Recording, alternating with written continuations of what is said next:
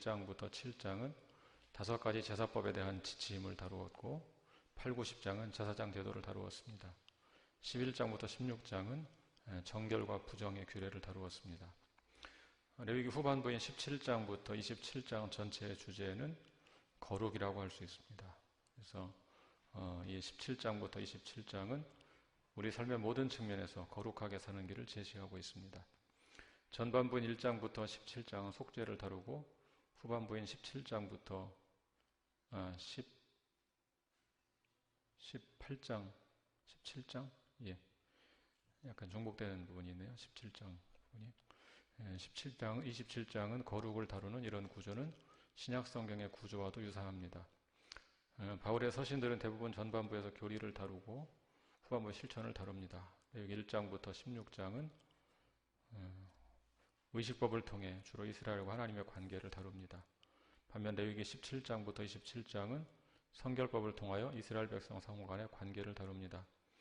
레위기 1장부터 16장은 마음과 뜻과 힘을 다해 하나님을 사랑하라는 말씀에 대한 해설이라면 레위기 17장부터 27장은 내 이웃을 내 자신같이 사랑하라는 말씀에 대한 해설입니다. 예, 고맙습니다. 위쪽에 그 전반부인 1장부터 17장은 잘못된 거죠. 1장부터 16장. 1장부터 16장이 전반부고 17에서 27장이 후반부 이렇게 되겠습니다. 그 중에 레위기 18장의 위치를 좀 보면 18, 19, 20장은 내용상 한 단위를 이루고 있습니다. 18장 오늘 다룰 본문은 성적 정결을 위한 금지 규정을 다룹니다. 뭐뭐 하지 말라 주로 이렇게 되어 있죠. 19장 다음에 배울 19장은 거룩한 삶을 위한 규정을 다룹니다. 뭐뭐 하라. 20장은 그런 거룩한 삶을 위반한 것에 대한 처벌 규정을 다루는 그런 방식으로 구성되어 있습니다. 서론 18장 1절부터 5절입니다. 한번 같이 읽어볼까요? 1절부터 5절까지 시작. 여호와께서 모세에게 말씀하여 이르시되 너는 이스라엘 자손에게 말하여 이르되 나는 여호와 너희의 하나님이니라. 너희는 너희가 거주하던 애굽 땅의 풍속을 따르지 말며 내가 너희를 인도할 가나안 땅의 풍속과 규례도 행하지 말고 너희는 내 법도를 따르며 내 규례를 지켜 그대로 행하라. 나는 너희의 하나님 여호와이니라. 너희는 내 규례와 법도를 지키라. 사람이 이를 행하면 그로 말미암아 살리라. 나는 여호와이니라. 첫 번째로 우리가 살펴볼 부분은 나는 너희 하나님 여호와니라 라는 말씀인데요. 2절에서 4절에서 그런 표현이 반복되고 있죠. 짧은 단락인데 짧은 단락에서 이 역구가 두 번이나 반복되고 마지막에 나는 여호와니라 좀 더 짧은 형태 그것을 포함한다면 세 번이나 나오는 셈이죠. 레위기의 전형적인 후렴구입니다. 후렴구. 출애굽기와 신명기에서 나오는데 한번 찾아볼까요? 출애굽기 20장 2절. 출애굽기 20장 2절.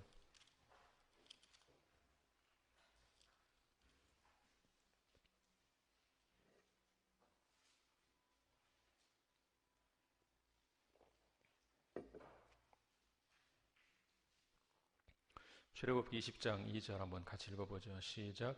나는 너를 애굽 땅 종되었던 집에서 인도하여 낸 내 하나님 여호와니라. 또 신명기 5장 6절 볼까요? 좀 뒤로 넘어가서 신명기 5장 6절.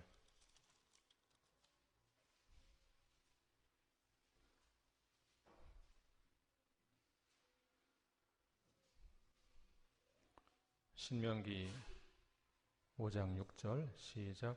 나는 너를 애굽 땅 종되었던 집에서 인도하여 낸 내 하나님 여호와라. 이 역구는 세 가지 형태의 문맥에서 주로 등장합니다. 첫 번째는 애굽의 노예에 해방된 이스라엘의 구속을 회고하는 문맥에서 이런 표현이 나옵니다. 출애굽기 6장을 한번 보겠습니다. 출애굽기 6장 6절과 7절.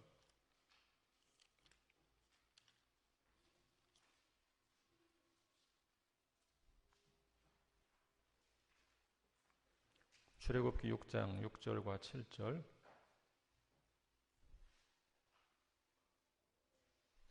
같이 읽을까요? 시작.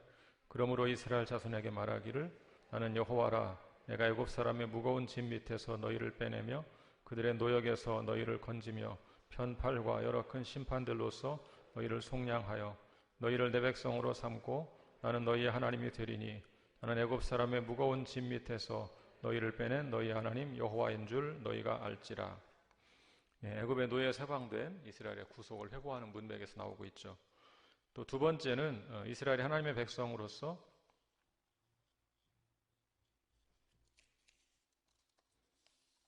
하나님을 본받아 거룩하게 될 것을 요구하는 문맥에 나옵니다. 레위기 11장 44절. 레위기 11장 44절.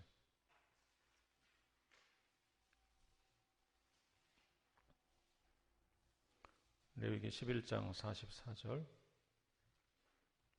같이 읽을게요. 시작. 나는 여호와 너희의 하나님이라. 내가 거룩하니 너희도 몸을 구별하여 거룩하게 하고 땅에 기는 들짐승으로 말미암아 스스로 더럽히지 말라. 여기 나는 여호와니라 말씀한 다음에 어떤 내용입니까? 나와 같이 거룩하라 하는 말씀이죠. 나와 같이 거룩하라. 그런 거룩한 삶을 요구하는 문맥에 나오고 있고요. 세 번째는 어떤 특정한 율법을 지키도록 동기를 제공하는 문맥에 나타납니다. 오늘 본문 레위기 18장 4절을 같이 다시 한번 읽어보고요. 4절.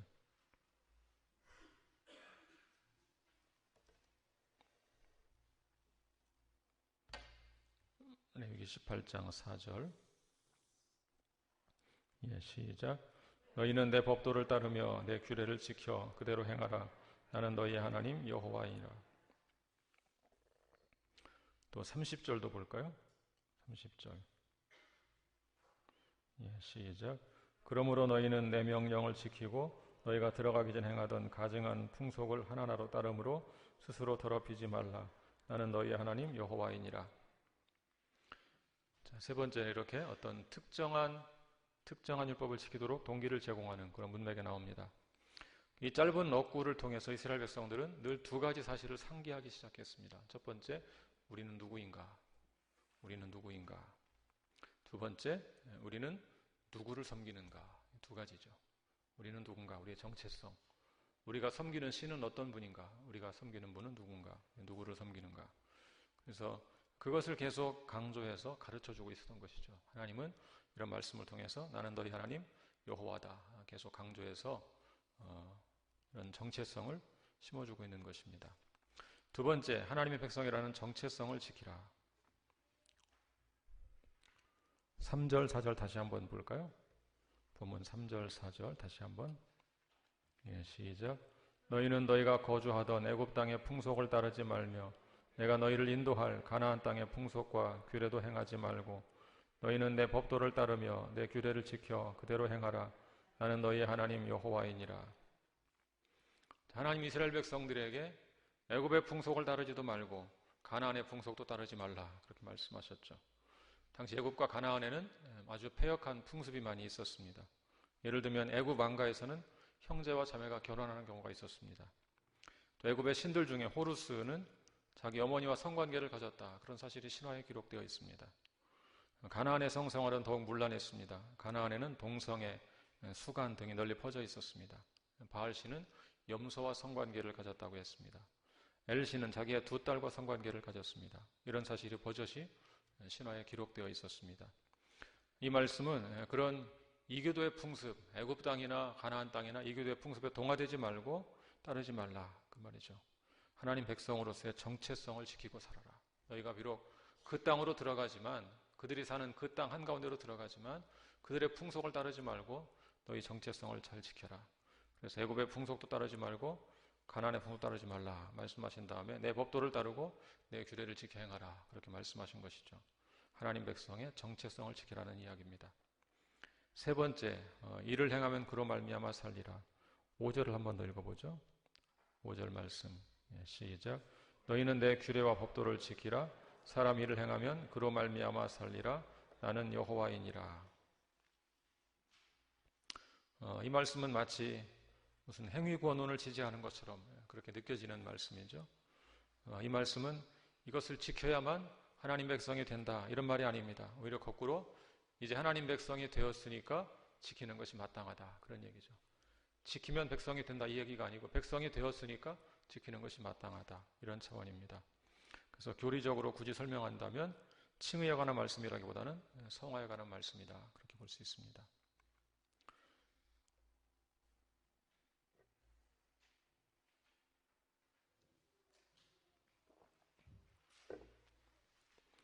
두 번째 단락은 근친상간에 관한 금지 규정입니다.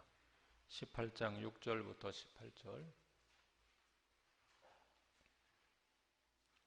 18장 6절부터 18절. 한 절씩 저와 함께 교독하겠습니다. 각 사람은 자기의 살부치를 가까이 하여 그의 하체를 범하지 말라. 나는 여호와이니라.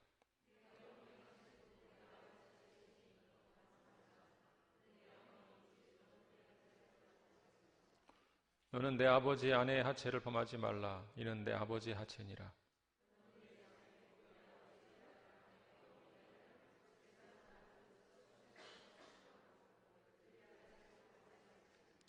내 손녀나 내 외손녀의 하체를 범하지 말라. 이는 내 하체니라.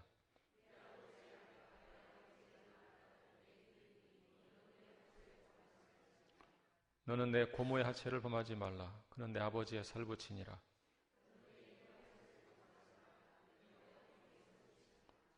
너는 내 아버지 형제의 아내를 가까이 하여 그의 하체를 범하지 말라. 그는 내 숙모니라.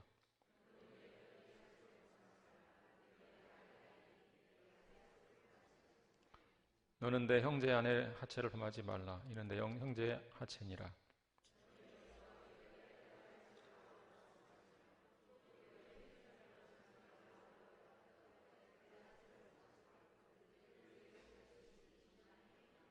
다 같이. 너는 아내가 생존할 동안에 그의 자매를 데려다가 그의 하체를 범하여 그로 질투하게 하지 말지니라. 자, 우선 근친상간을 금하는 것은 당연하다고 생각하는데 이렇게 구체적으로 막 기록해가면서 굉장히 강조하면서 근친상간을 엄격히 금하는 이유가 무엇일까 생각해 볼 필요가 있죠. 우선 이스라엘 백성들은 타민족과의 결혼이 금지되어 있었습니다. 그렇죠. 이방인과 결혼하지 못하겠어요. 그러니까 유대인들끼리, 이스라엘 사람들끼리만 결혼할 수 있었습니다. 또 거기다 또 한 가지는 가능하면 같은 지파끼리 결혼하도록 요구했습니다. 같은 지파끼리. 왜냐하면 지파에 따라 땅을 분배해 주었기 때문에 지파를 넘어가면 굉장히 복잡해집니다. 그러니까 지파 안에서 결혼하도록 했어요. 그럼 자연스럽게 어떤 가능성이 높아집니까?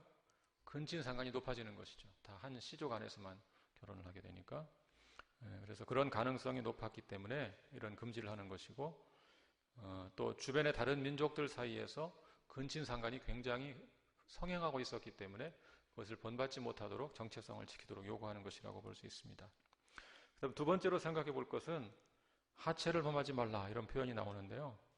기본적으로 물론 성관계를 하지 말라 그 말을 은유적으로 표현한 것이죠. 그런 단순히 그냥 간음하지 말라, 성관계하지 말라 그런 말만은 아닙니다. 이것은 간음을 넘어서 결혼하지 말라는 표현입니다.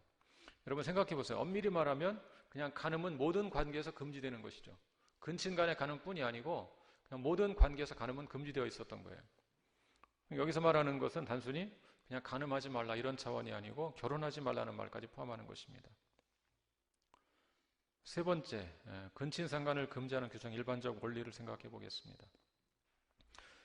지금 읽은 것처럼 굉장히 다양한 사례가 나오잖아요. 제가 처음 읽으니까 머리가 아프더라고요.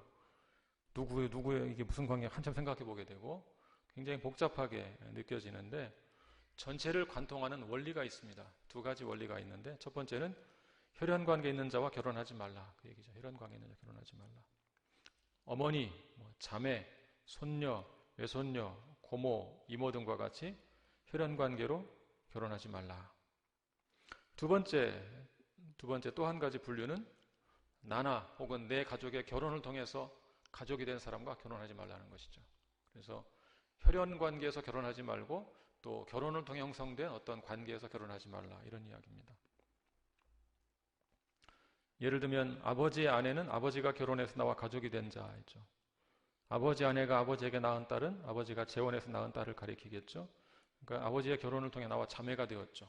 숙모는 아버지 형제가 결혼해서 친족이 된 자, 며느리는 아들의 결혼에 친족이 된 자, 형제의 아내는 형제가 결혼해서 친족이 된 자고 여인과 여인의 딸을 아울러 범하지 말라. 그 말은 여인과 결혼하면 그 딸이 내 딸이 되는 거 똑같지 않습니까? 그러니까 그렇게 하지 말라는 것이죠.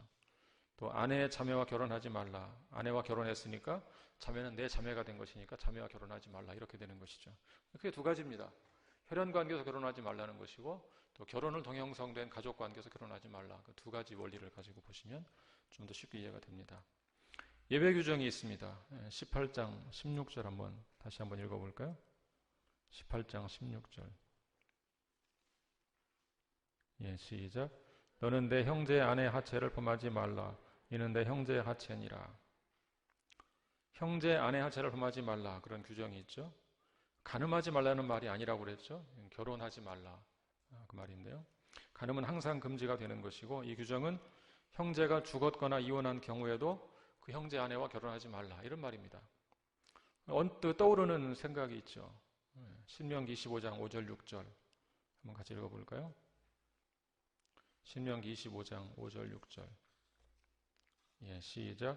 형제들이 함께 사는데 그중 하나가 죽고 아들이 없거든 그 죽은 자의 아내는 나가서 타인에게 시집가지 말 것이요 그의 남편의 형제가 그에게로 들어가서 그를 맞이하여 아내로 삼아 그의 남편의 형제된 의무를 그에게 다행할 것이요 그 여인이 낳은 철아들이 그 죽은 형제의 이름을 잊게 하여 그 이름이 이스라엘 중에서 끊어지지 않게 할 것이니라. 이걸 수혼법이라고도 하고 형사취수제라고 하고, 형사취수제. 형이 죽으면 동생이 형수를 취하는 제도이죠.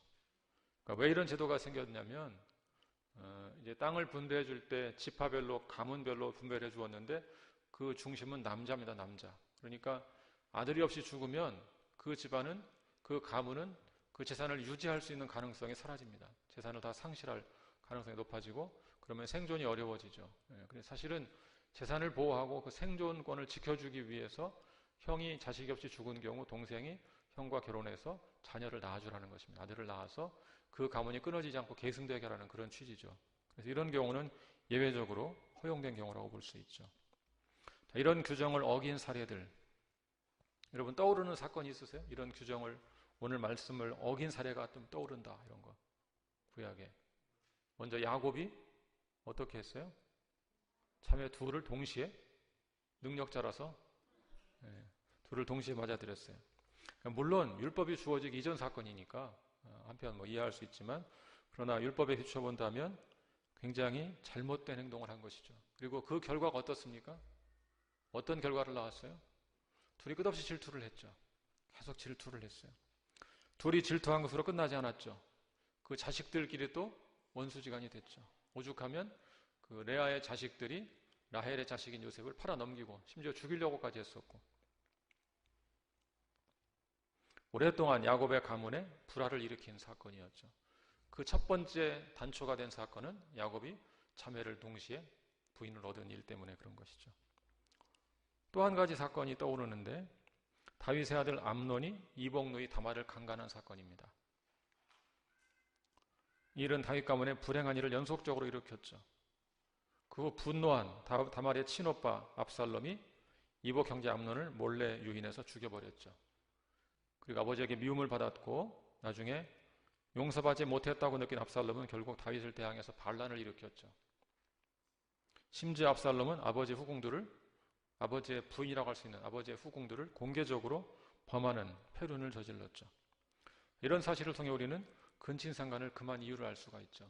근친상간이 벌어지면 가족의 관계가 깨지기 시작하는 것입니다. 그래서 이 가족의 평화를 지키기 위해서 처음부터 엄격하게 금했던 것이죠.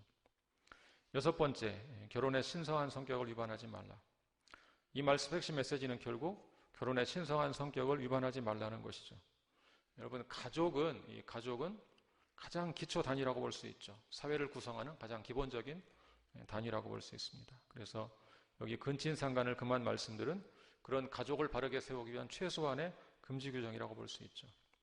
하나님은 결혼 제도를 통해서 이스라엘을 주변 민족과 구별된 선민으로 세우기를 원하셨어요. 그래서 엄격하게 근친상간을 금한 것이죠. 일곱 번째, 현대사회 비극은 가정이 해체되고 있는 것입니다. 물론 현대사회는 여기 말씀처럼 무슨 근친상간으로 가정 해체되는 것은 아닙니다. 다른 이유가 있죠. 가장 큰 이유는 뭐겠어요? 배우자의 불륜과 같은 것이죠. 배우자의 불륜. 불륜은 단숨에 가정을 파괴하죠. 부부의 관계만 파괴하는 것이 아닙니다. 그의 자녀들에게까지 결혼에 대한 부정적인 식을 심어주죠. 상처가 생기고, 부모에 대한 상처가 생기고, 그러면서 결혼에 대해서 부정적인 생각을 갖게 되죠. 결혼을 왜 해야 되는가? 오늘인가 어젠가 제가 기사를 보니까 미혼 여성 중에 40%가 결혼 생각이 없다 그랬대요. 결혼은 평생 노예가 되는 길이다. 내가 왜 남자의 노예를 하느냐 이래가지고 안 하겠다는 거죠. 굉장히 결혼에 대한 부정적인 생각 아닙니까? 보고 그렇게 인식이 된 거죠. 자기 집안을 보니까 엄마가 평생 아버지의 노예같이 사는 것처럼 보이니까 내가 그걸 왜 안 하지? 그래서 결혼을 더 이상 신성하게 생각하지 않죠. 요즘 젊은이들은 심지어 먼저 동거해보고 결혼하자 이런 주장을 하기도 하죠. 실제로 그런 일이 많이 벌어지고 또 근본적으로 결혼을 기피하기도 하고 그 많은 경우 그 이유는 내 부모의 결혼 생활이 행복하게 보이지 않기 때문이죠. 내가 본 어른들의 결혼 생활이 그다지 행복하지 않게 보이기 때문에 행복한 결혼 생활을 본 적이 별로 없고 행복한 가정을 경험한 적도 별로 없고 그런데 어떻게 행복한 가정을 꿈꿀 수가 있겠어요? 그래서 결혼을 기피하거나 혹은 결혼해도 행복한 가정을 이루지 못하는 일이 많죠. 이런 불행의 사슬을 끊는 길이 뭐겠어요? 부모인 우리가 먼저 결혼을 신성한 언약으로 여기고 행복한 가정을 이루기 힘쓰는 것입니다. 우리가 그렇게 사는 것밖에 없어요. 건강하고 행복한 가정이 건강한 사회의 가장 중요한 기초 단위고 요소라고 볼 수 있습니다. 자, 세 번째 단락을 보겠습니다. 성적 정결을 위한 일반적인 규정. 지금까지는 근친에 대한 규정이었고 여기는 일반적인 규정입니다. 19에서 23절 교독하겠습니다. 제가 먼저 읽겠습니다. 너는 여인이 월경으로 불결한 동안에 그에게 가까이 하여 그의 하체를 범하지 말지니라.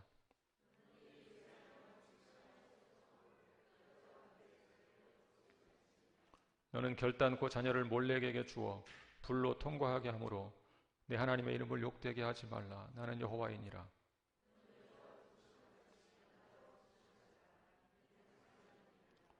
너는 짐승과 교합하여 자기를 더럽히지 말며 여자는 짐승 앞에 서서 그것과 교접하지 말라. 이는 문란한 일이니라.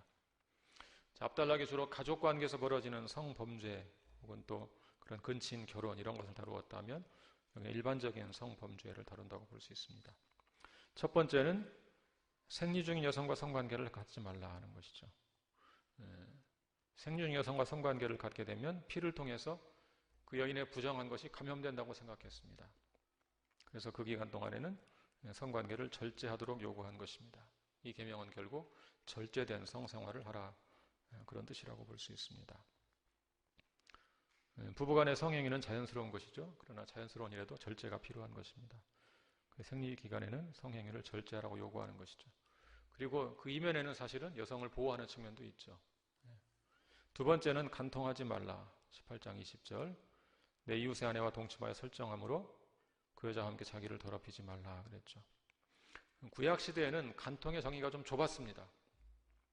구약시대 간통은 주로 어떤 경우냐면 남편이 있는 여자와 간음하는 것을 주로 간통이라고 생각했습니다. 구약 성경이 간통을 굉장히 심각한 죄로 여겼죠. 죽음의 형벌로 다스리라 그랬죠. 그래서 그런 전통이 지금까지 남아있는 곳도 있잖아요. 중동 국가 중에 그런 전통이 남아있는 곳도 있는데 구약시대에 이것을 굉장히 엄격하게 생각했죠. 왜냐하면 이것을 엄격한 죄로 본 이유가 가정이라는 것은 하나님이 결혼관계 또 가정 이런 것은 하나님이 제정하신 것이라고 생각하고 있었습니다. 하나님이 제정하신 제도다. 하나님이 결혼 제도를 만드셨고 가정을 만드셨다 생각했기 때문에 하나님이 제정하신 원리를 깨트리는 일이기 때문에 굉장히 엄중하게 다스렸던 것입니다. 한편 미혼 여성과 성관계를 갖는 것은 비난받을 일이긴 했지만 그것은 죽을 죄로 다스린 정도로 생각하지는 않았습니다. 차별성을 좀 두었던 것을 볼 수 있습니다. 세 번째는 인신제사를 드리지 말라. 21절에 뭐라고 했습니까? 자녀를 몰렉에게 주어 불로 통과하게 함으로 이런 표현이 있죠. 몰렉이 누구냐면 암몬족 속의 신입니다. 암몬족 속의 신. 여러 차례 구약 성경에는 자녀를 제물로 드리는 것을 정죄하는 말씀이 나옵니다. 한번 20장 한번 찾아볼까요? 레위기 20장 2절부터 5절.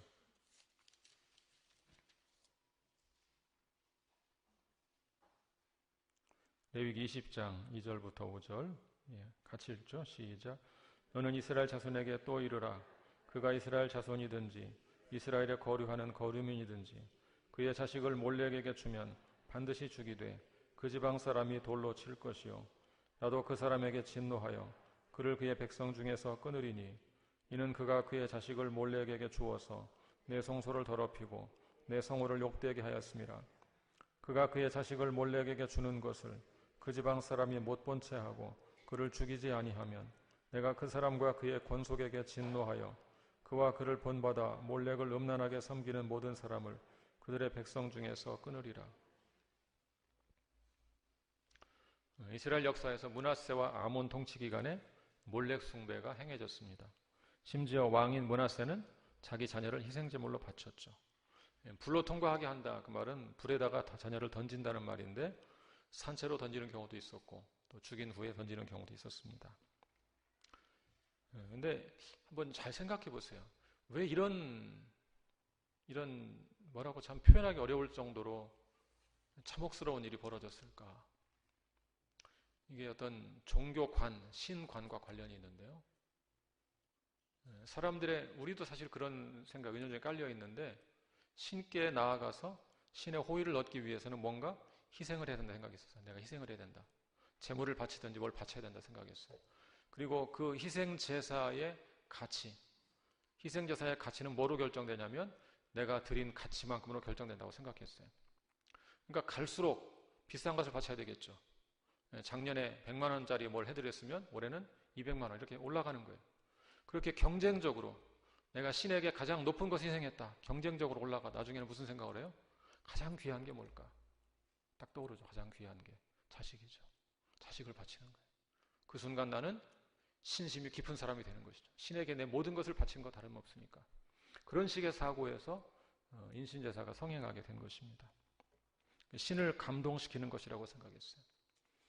여러분, 기독교는요, 우리가 신을 감동시켜서 은총을 얻어내는 것이 아니에요. 거꾸로죠. 은총을 베풀어 주셔서 감사의 표현을 하는 것이지 우리가 은총을 얻기 위해서 뭔가 엄청난 행동을 하는 그런 게 아니란 말이에요. 지성이면 감천이다. 그런 것이 아니에요. 기독교 신앙은. 하나님이 먼저 시작하셔서 자발적 은총을 베풀어 주셨기 때문에 감사한 마음으로 내가 표현하고 헌신하고 그러는 것이지 그런 신의 은총과 호의를 얻기 위해서 경쟁적으로 뭘 해야 되는 게 아니란 말이에요.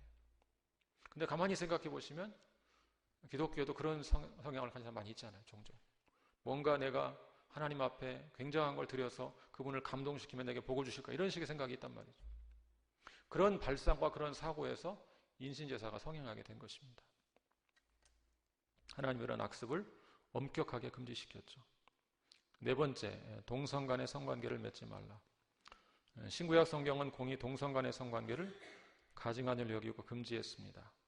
가증하다 그 말은 싫어하고 혐오한다 그 말이니까 가증하다는 말은 우상숭배 그리고 하나님께 대한 부적절한 예배와 같은 혐오하거나 불쾌한 행위를 가리킬 때 주로 사용된 표현입니다. 다섯 번째, 짐승과 성관계를 맺지 말라. 수간, 남녀 공이 금지되고 있죠. 수간은 문란한 일이다 그렇게 표현하고 있죠. 수간은 하나님의 창조 질서를 어기는 일이죠. 창조 질서. 하나님은 사람과 짐승 사이에 경계선을 만들었습니다. 경계선. 구약에서 거룩함이란 뭐냐면 이런 경계선을 지키는 것입니다.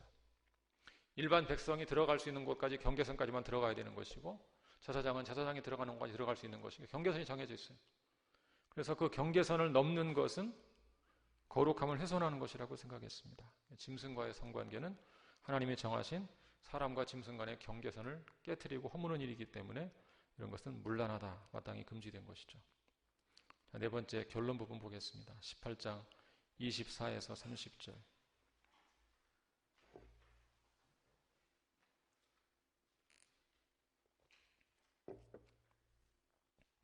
한 절씩 교독하겠습니다. 너희는 이 모든 일로 스스로 더럽히지 말라. 내가 너희 앞에서 쫓아내는 족속들이 이 모든 일로 말미암아 더러워졌고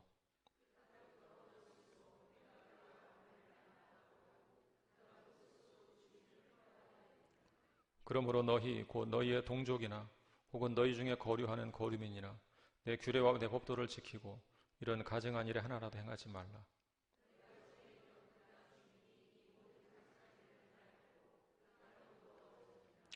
너희도 더럽히면 그 땅이 너희가 있기 전 주민을 토함같이 너희를 토할까 하노라.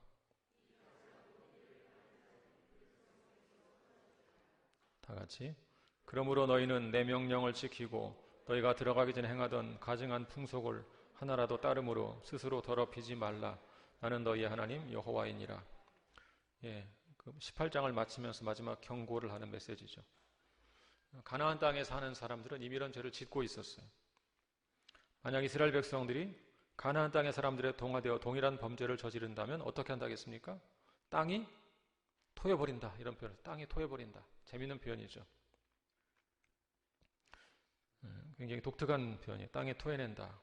기본적으로 가나안 땅을 의인화한 것이죠. 땅을 사람처럼 표현한 거예요.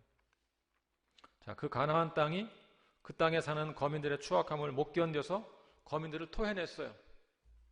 거부했다는 거죠. 여러분, 본래 땅도 하나님의 피조물이고 사람도 하나님의 피조물이죠. 그런데 하나님의 피조물인 사람이 추악한 죄를 저지르니까 또 다른 피조물인 땅이 사람을 토해버리는 거예요. 고래가 은하를 토하는 것처럼. 또 술에 취한 사람이 먹은 것을 토해내듯이 그 땅의 거민들을 토해낸다. 그렇게 표현하고 있어요. 이 마지막 단락은 경고의 말씀으로 끝나죠. 규정을 어긴 사람에 대한 저주를 언급하는 것으로 끝납니다. 그것이 그 당시 조약이나 법전의 일반적인 패턴이었습니다. 조약을 맺은 다음에 이것을 어기는 자는 이런 벌을 받을 것이다 하고 저주하는 것으로 끝내는 것이죠. 근데 여러분이 땅이 토한다는 표현, 오늘날 우리 시대에도 적용해보면 사실은 이게 거의 비슷하게 맞아 들어가는 거예요. 사람들이 환경을 마구 파괴하죠. 그러면 그 자연은 사람이 살 수 없는 곳이 되어서 사람을 토해버리는 것입니다. 더 이상 머무를 수 없는 곳이 되어버리는 것이죠. 그래서 이것이 매우 독특하지만 매우 의미 있는 개념입니다. 사람이 죄를 짓고 패역하게 되면 그 땅이 사람들을 거부하는 것입니다. 그러면 함께 망하는 길로 갈 수밖에 없는 것이죠. 자, 이 말씀에 대한 신약적 적용을 보겠습니다. 이 장에 나온 가르침들은 신약에서도 그대로 계승되고 있습니다. 지난주에 공부했던 17장은 주로 의식법을 다루기 때문에 그리스도께서 오신 신약시대는 폐지되었다고 봅니다. 그러나 18장은 주로 도덕법을 다루기 때문에 대부분 그대로 적용됩니다. 신약성경이 금하고 있는 비슷한 것이 많이 있죠. 먼저 고린도전서 5장 1절은 근친상간을 금하는 것이죠. 같이 읽어볼까요? 예, 시작. 너희 중에 심지어 음행이 있다 함을 들으니 그런 음행은 이방인 중에서도 없는 것이라. 누가 그 아버지 아내를 취하였다 하는도다. 여기 아버지 아내는 내 친어머니는 아닐 것이고 아마 계모겠죠. 고린도 교회에 그런 악한 일이 있었습니다. 신약에서도 그걸 당연히 금하고 있죠.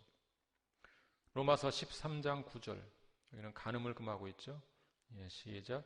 간음하지 말라, 살인하지 말라, 도둑질하지 말라, 탐내지 말라 한 것과 그 외에 다른 계명이 있을지라도 내 이웃을 내 자신과 같이 사랑하라 하신 그 말씀 가운데 다 들었느니라. 예, 간음하지 말라. 자, 우상 숭배를 하지 말라. 또 고린도전서 10장 7절. 고린도전서 10장 7절. 예, 시작. 그들 가운데 어떤 사람들과 같이 너희는 우상 숭배하는 자가 되지 말라. 기록된 바 백성이 앉아서 먹고 마시며 일어나서 뛰논다 함과 같으니라. 예, 우상 숭배를 금하는 것이죠. 로마서 1장 27절은 동성애를 금하는 것입니다. 동성 성관계를 금하는 것입니다. 시작.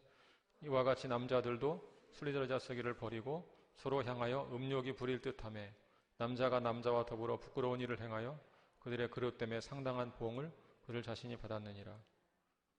고린도전서 6장 9절도 마찬가지입니다. 시작. 불의한 자가 하나님의 나라를 유업으로 받지 못할 줄을 알지 못하느냐. 미혹을 받지 말라. 음행하는 자나 우상 숭배하는 자나 간음하는 자나 탐색하는 자나 남색하는 자나. 마지막에 남색이라는 것이 남성 동성애를 가리키는 것이죠. 현대인들은 이런 간음이나 동성애에 대해서 상당히 개방적이죠. 우리나라도 간통죄가 폐지되었죠. 아직까지 동성결혼 인정하지 않지만 서구 사회는 이미 많이 인정하고 있는 현실이죠. 언제 어떻게 될지 알 수 없는 상황이죠. 이런 시대에 우리 그리스도는 어떻게 살아야 되는 것인가? 저는 두 가지 결론을 좀 내리려고 합니다. 첫째, 우리 자신이 먼저 성경적 가치를 소중히 여기는 삶으로 좋은 본이 되어야 합니다. 여러분, 세상을 향해 목소리를 내려면 우리가 먼저 성경적 가치를 잘 지키고 살아야 되는 것이죠. 성적으로 정결한 삶을 살아야 됩니다. 건강하고 아름다운 가정을 이루기에 힘써야 합니다. 우리가 그런 삶을 살 때, 그런 삶의 기반을 가지고 있을 때 세상을 향해서 의미 있는 목소리를 낼 수가 있는 것이죠. 권위 있는 목소리를 낼 수가 있는 것이죠. 여러분, 지금 교회의 권위가 땅에 떨어진 이유가 무엇입니까? 세상의 성범죄를 저지르면 교회도 똑같이 저지르고 있기 때문에, 수없이 많은 성범죄가 교회 안에서 벌어지고 있기 때문에, 그런 상황에서 말해봐야 아무런 권위가 없죠. 사람들이 뭐라고 하겠어요? 너나 잘하세요 그러겠죠.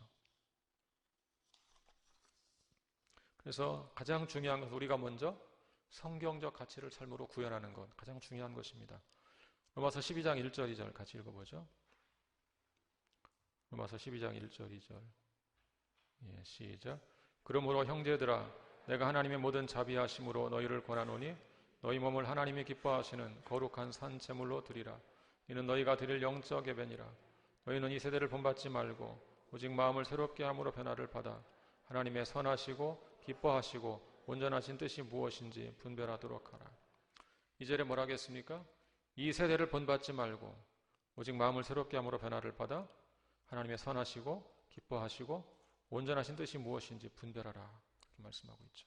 우리가 먼저 세상과 구별된 삶을 살아갈 때 비로소 권위 있게 말을 할 수 있다는 것이죠.